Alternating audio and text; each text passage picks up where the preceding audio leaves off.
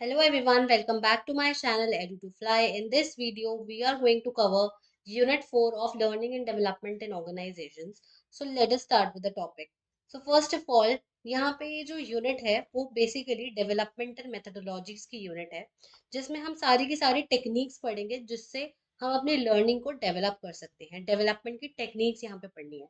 ये यूनिट काफ़ी इंपॉर्टेंट है क्योंकि इस यूनिट से हमारी केस स्टडी पूछी जाएगी according to the guidelines, right. अब यहाँ पे जो ये केस स्टडीज आएंगी ये अलग अलग डेवलपमेंटल टेक्निक्स के ऊपर होंगी। तो सबसे पहले समझ लेते हैं कि डेवलपमेंटल टेक्निक्स यूज क्यों होती है। सबसे पहली चीज जो है, डेवलपमेंटल टेक्निक्स से हमारी डिसीजन मेकिंग और इंटरपर्सनल स्किल्स इंप्रूव होती है। ठीक है, जिसमें हमारा क्या होता है, अलग अलग टाइप की सेल्फ अवेयरनेस होती है, प्रैक्टिस होती है एंड टारगेटेड स्ट्रैटेजीज का यूज होता है। जो डेवलपमेंटल टेक्निक्स होती हैं वो हमें ऑब्जेक्टिव्स डिफाइन करने में हेल्प करती है। हमारी बेसिकली डिसीजन मेकिंग स्किल्स अच्छी होती है उनसे। तो डिसीजन मेकिंग स्किल्स कौन कौन सी होती है, अब हमें ऑब्जेक्टिव अपना सेट कर सके कि हमें करना क्या है, हमें अचीव क्या करना है, हमारे गोल्स क्या है। ठीक है, हम उसके बाद अपने ऑप्शंस को एनालाइज करते हैं कि हमारे पास क्या क्या ऑप्शंस है। ये हमारा पर्टिकुलर गोल है, इसको अचीव करने के लिए हमारे पास ये ऑप्शंस है। फिर उसके बाद हम क्रिटिकल थिंकिंग, जैसे कि अपने क्वेश्चंस कर सके अपने आप से, हम एविडेंस को इवेलुएट कर सके, अपने चॉइसेस के कॉन्सिक्वेंस, क्योंकि हमारे पास इतने सारे चॉइसेस है, इसके भी अलग अलग कॉन्सिक्वेंसेज होते हैं, हर किसी चॉइस के अलग अलग कॉन्सिक्वेंसेज है। तो उसको ढंग से सोचना, क्रिटिकली थिंक करना, that is also a type of decision making skill. Fourth है अपने एक्सपीरियंस से लर्न करना, अपने पास्ट डिसीजन पे रिफ्लेक्ट करना, चाहे वो अच्छा है चाहे बुरा, पैटर्न्स को आइडेंटिफाई करना और अपने अप्रोच को इम्प्रूव करना। And fifth is use decision making frameworks. अब यहाँ पे डिसीजन मेकिंग की कुछ टेक्निक्स होती है, लाइक सिक्स थिंकिंग हैट्स होती हैं, स्वॉट एनालिसिस होते हैं और अलग अलग टाइप की टेक्निक्स होती हैं। ठीक है, जिनको हम यूज करके डिसीजंस ले सकते हैं। अगर हम इंटरपर्सनल स्किल्स की बात करते हैं तो उसके अंदर हमारी एक्टिव लिस्टिंग आ जाती है, जिसमें हम अटेंशन देते हैं कि लोग क्या कह रहे हैं, इंटरप्ट ना करना और जेन्युइन इंटरेस्ट दिखाना किसी भी कॉन्वर्सेशन में, और उसके अलावा क्वेश्चंस भी पूछना। सेकंड, एम्पैथी बिल्ड करना, हमें दूसरों के पर्सपेक्टिव से भी सिचुएशंस को देखना चाहिए, तो उनकी नीड्स और कंसर्न्स और इमोशंस को समझना चाहिए, that is empathy only. Third is the effective communication, हमें कम्युनिकेट करना चाहिए और उसके लिए अच्छे से सुनना भी चाहिए। जो कम्युनिकेशन स्किल्स है हमारी वो अच्छी होनी चाहिए, हम अपने थॉट्स को क्लियरली एक्सप्रेस कर सकें, हम अपने टोन को बिल्कुल नीड के अकॉर्डिंग सेट कर सकें और ऑडियंस के अकॉर्डिंग सेट कर सकें, ये इफेक्टिव कम्युनिकेशन होती है। फीडबैक स्किल्स बहुत ही इंपॉर्टेंट है, किसी भी चीज के लिए कंस्ट्रक्टिव फीडबैक प्रोवाइड करना और फीडबैक को एक्सेप्ट करना, नेगेटिव हो चाहे वो, उसको भी एक्सेप्ट करना, वो ग्रेसफुली एक्सेप्ट करना, ये भी एक बहुत ही अच्छी स्किल होती है इंटरपर्सनल। फिर उसके बाद हमारी लास्ट स्किल है कॉन्फ्लिक्ट रेजोल्यूशन। तो कॉन्फ्लिक्ट रेजोल्यूशन में हमारा क्या होता है, कुछ टेक्निक्स होती हैं लाइक नेगोशिएशन। यहाँ पे कॉन्फ्लिक्ट को कैसे रिजॉल्व करेंगे हम, ठीक है, कॉन्फ्लिक्ट को कैसे कामली और इफेक्टिवली रिजॉल्व करना है, that is also one of a interpersonal skill. इसके बाद हमारा एक टॉपिक है ऑर्गेनाइजेशन डेवलपमेंट। ऑर्गेनाइजेशन कैसे डेवलप हो सकती है थ्रू द डिफरेंट टेक्निक्स। ठीक है, अलग अलग मॉडल्स और टेक्निक्स और थ्योरीज यहाँ पे लगती हैं ताकि हम इम्प्रूव कर सके अपने ह्यूमन रिसोर्सेज को, अपने प्रोसेसेस को और अपनी ओवरऑल ऑर्गेनाइजेशन परफॉर्मेंस को बूस्ट कैसे कर सकते हैं, दैट इज ऑर्गेनाइजेशनल डेवलपमेंट। तो ऑर्गेनाइजेशन को डेवलप करना है, तो ऑर्गेनाइजेशन को ओवरऑल डेवलप करना है, उनके लोगों को डेवलप करना है, प्रोसेस को डेवलप करना है, वो कैसे कर सकते हैं। सबसे पहला है केस स्टडी मेथड। तो केस स्टडी क्या होता है, ये एक इंस्ट्रक्शनल स्ट्रेटेजीज है जहां पे स्टूडेंट्स को या फिर एम्प्लॉयज को एक केस दिया जाता है, रियल लाइफ केस हो सकता है या वो मेडअप केस हो सकता है, राइट, जिससे हम रियल लाइफ के कॉम्प्लेक्स सिनेरियोज को एनालाइज करते हैं और डिस्कस करते हैं, right. This method helps to bridge the gap between the theoretical knowledge जो हमें पढ़ाई गई है, स्टूडेंट्स को हम थ्योरी जो पढ़ाते हैं उनको प्रैक्टिकली अप्लाई करने के लिए बोल सकते हैं, by immersing them in the real life situations, right. तो इसके प्रॉस क्या है, इसके एडवांटेजेस और कॉन्स भी यहाँ पे देखते हैं, डिसएडवांटेजेस। तो सबसे पहली एडवांटेज जो यहाँ पे है, यहाँ पे इन डेप्थ एनालिसिस कर सकते हैं हम किसी भी चीज की। ओके, ये केस स्टडीज जो होती है हमें रियल वर्ल्ड कॉन्टेक्स्ट प्रोवाइड करती हैं, क्रिटिकल थिंकिंग को स्टिमुलेट करती हैं, बच्चे सोचते हैं कि अच्छा इस केस में हम क्या कर सकते हैं, एंड केस स्टडीज फ्लेक्सिबल होती है। राइट। हम यहाँ पे काफी टाइप के क्वेश्चंस दे सकते हैं एक ही केस स्टडी में से। लेकिन केस स्टडीज बेसिकली दो चीज होती है, एक केस स्टडी होती है और एक केसलेट होता है। ठीक है। केस स्टडी जो होती है वो काफी बड़ी होती है और केसलेट जो होता है वो केस स्टडी का एक छोटा फॉर्म होता है। एंड आपके एग्जाम में भी एक केसलेट ही पूछा जाएगा, मतलब बहुत ही छोटा सा एक पैराग्राफ होगा, उसके बेस पे क्वेश्चन आएंगे फ्रॉम दिस यूनिट। राइट। तो टाइम कंज्यूमिंग प्रोसेस है, पोटेंशियल है बायस का, मतलब अलग अलग लोगों के अलग अलग आंसर होंगे सेम केस स्टडी में। डेटा चैलेंजेस यहाँ पे होते हैं, हम हमारे पास लिमिटेड डेटा होता है केस स्टडी का। ठीक है। और उसके अलावा ये ब्रॉड स्टडीज के लिए काम नहीं आता। यहाँ पे हम केस स्टडी एक स्पेसिफिक चीज को समझाने के लिए कर सकते हैं। फॉर एग्जाम्पल मुझे अगर कॉन्फ्लिक्ट रेजोल्यूशन अपने स्टूडेंट को समझाना है तो मैं उसके लिए केस स्टडी दूंगी। ओवरऑल समझाने के लिए, पूरा ऑर्गेनाइजेशन को समझाने के लिए एक केस स्टडी काम नहीं आती है, तो ब्रॉड स्टडीज के लिए काम नहीं आएगी। फिर उसके बाद नेक्स्ट है हमारा इन बास्केट एक्सरसाइज। तो इन बास्केट एक्सरसाइज जो होती है, या फिर इसको इन बास्केट टेक्निक भी बोल सकते हैं, ये काफी सारी फील्ड्स में यूज होता है, बिजनेसेस में, गवर्नमेंट में, ताकि हम रिक्रूट कर सके या प्रमोट कर सके। दो चीजें होती है, राइट।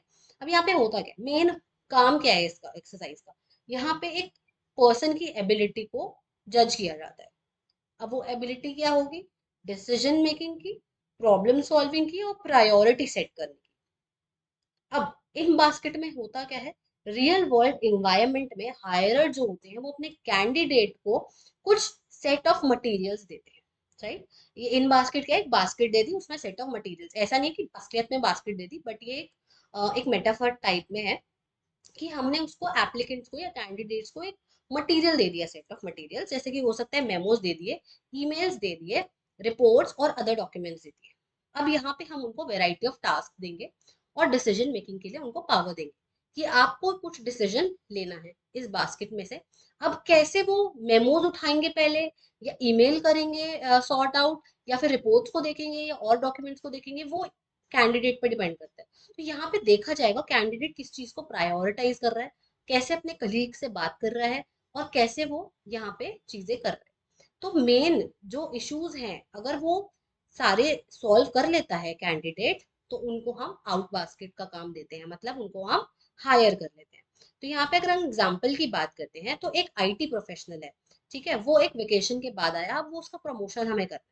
तो उसके पास काफी सारे ईमेल्स हैं उसके इनबॉक्स में, उसके पास वॉइस मेल्स हैं, उसके पास हेल्प डेस्क की टिकट्स हैं जो लोगों ने उसको भेजी हुई है हेल्प डेस्क के थ्रू। तो काफी सारी जॉब उसके पास है, तो उनको मैनेज करना, उनको सक्सेसफुली प्रायोरिटाइज करना उनका एम है। तो उसको कहते हैं हम इन बास्केट एक्सरसाइज, राइट। फिर थर्ड हमारा है स्पेशल प्रोजेक्ट्स। स्पेशल प्रोजेक्ट्स भी एक काफी अच्छी डेवलपमेंटल टेक्निक है जिससे हम लोगों को डेवलप कर सकते हैं, ह्यूमन रिसोर्सेज को। ठीक है। For building the decision making and the interpersonal skills.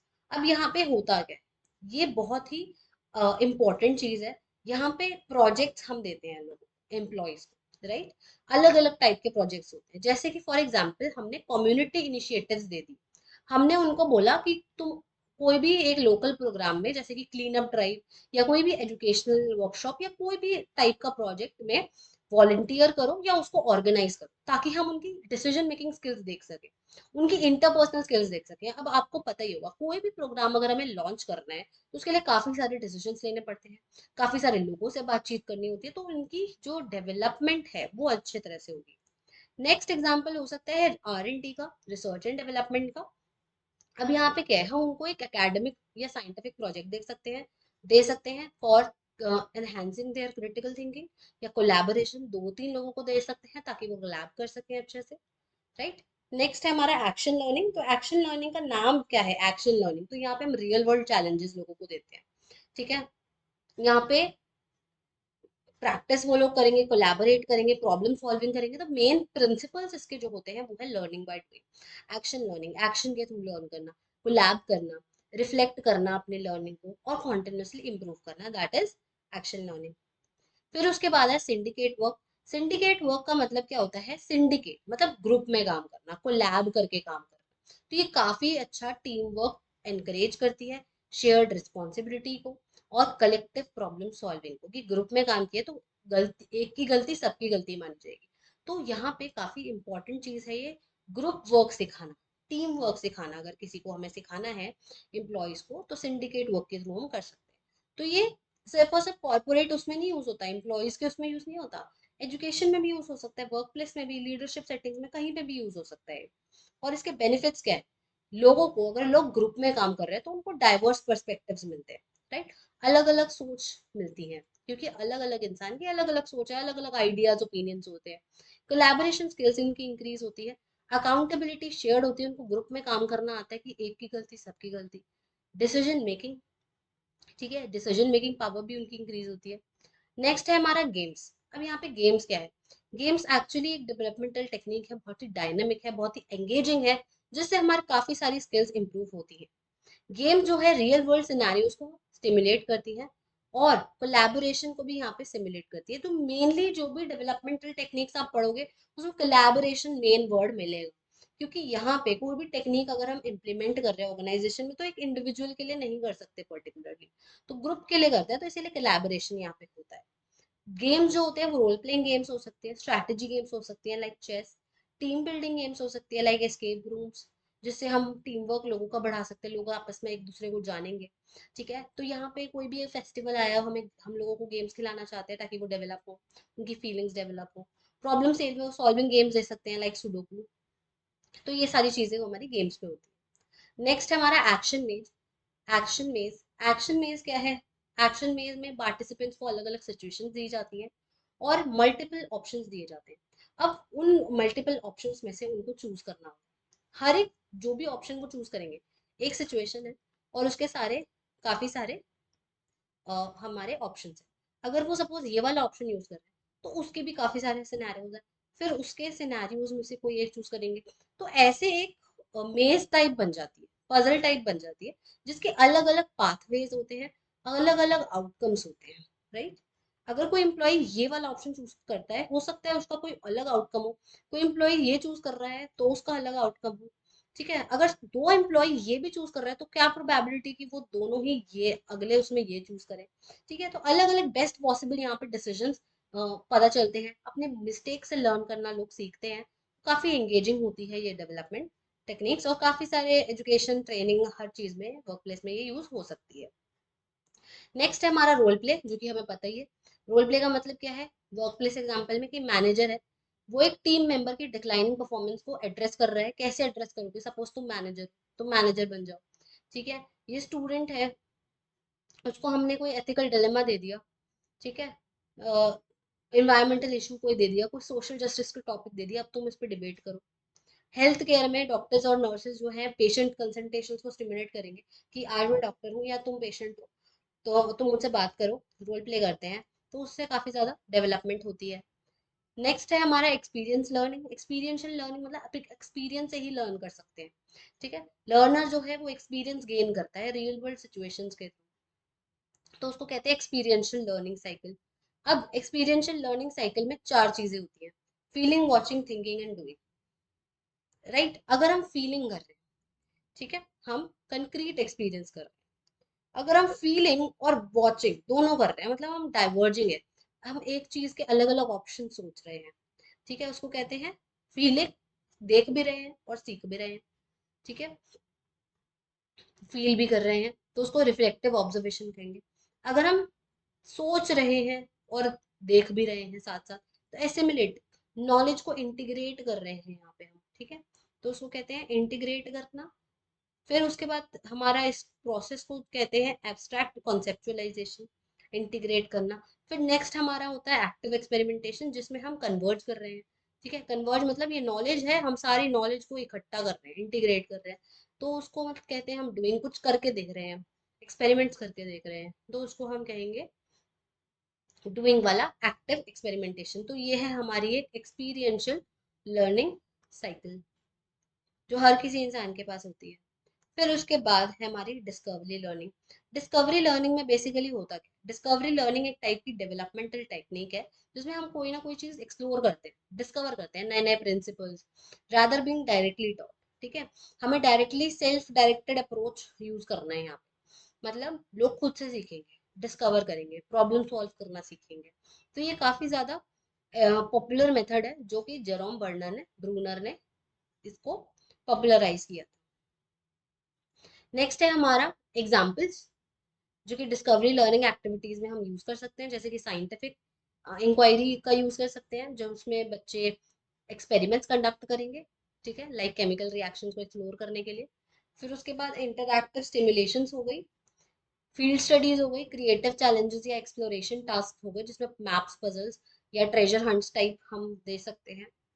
Next is the brainstorming. Brainstorming भी काफी इंपॉर्टेंट चीज है। तो यहाँ पे ना कोलैबोरेशन के थ्रू हम ब्रेनस्टॉर्मिंग करते हैं, आइडियाज जनरेट करते हैं, ठीक है। हमारा बीच में होता है टॉपिक और हम उसके लिए काफी सारे आइडियाज को जनरेट करते हैं, प्रॉब्लम सॉल्व करते हैं, तो इसमें हमारी क्रिएटिविटी लेवल भी बढ़ती है, राइट। और अकेले नहीं कर रहे ब्रेनस्टॉर्म, पूरी क्लास को, फॉर एग्जाम्पल मैंने कोई टॉपिक दे दिया, इसके आइडियाज सोचो, ठीक है, तो वो ब्रेनस्टॉर्मिंग होती है। यहाँ पे क्वांटिटी ओवर क्वालिटी इनिशियली, कि ज्यादा से ज्यादा आइडियाज इकट्ठे करो। जजमेंट नहीं होती यहाँ पे, हर किसी के पास अलग अलग आइडियाज होते हैं और क्रिटिसिज्म कर सकते हैं, कंस्ट्रक्टिव फीडबैक उसका हम देख सकते हैं। क्रिएटिविटी एनकरेज होती है और आइडियाज बिल्ड होते हैं यहाँ पे, ठीक है।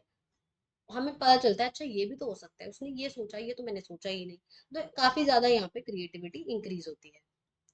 नेक्स्ट है पोजीशन रोटेशन। पोजीशन रोटेशन या फिर जॉब रोटेशन भी इसको कहते हैं।